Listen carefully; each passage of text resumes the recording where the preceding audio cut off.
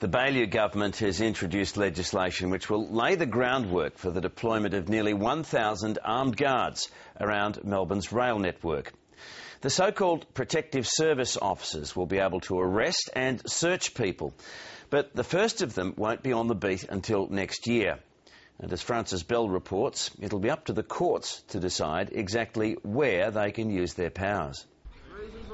This is the kind of training railway guards can expect before they start patrolling train stations with unprecedented powers.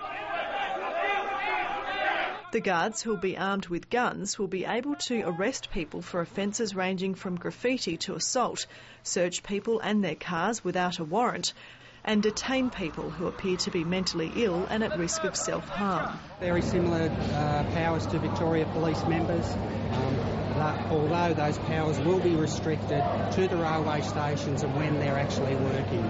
But the Police Minister Peter Ryan says the protective service officers will be allowed to chase and arrest a suspected offender outside a train station, as long as it's in the vicinity, an area not defined by the legislation. That will be an issue for a court's interpretation. The first 90 PSOs will begin their 12-week training course in November. Once qualified, they'll be deployed to city stations, not suburban trouble spots.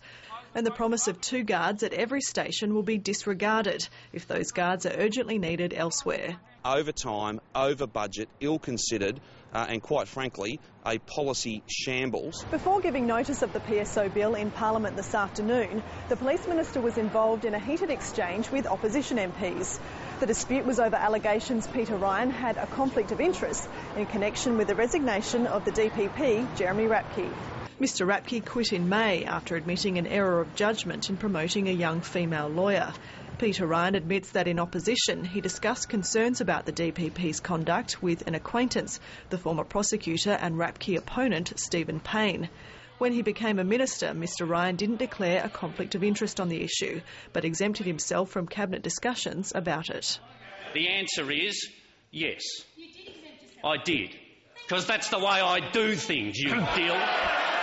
Mr Rapke leaves the job this week. Barrister John Champion will be the acting DPP until a replacement is found. Francis Bell, ABC News, Melbourne.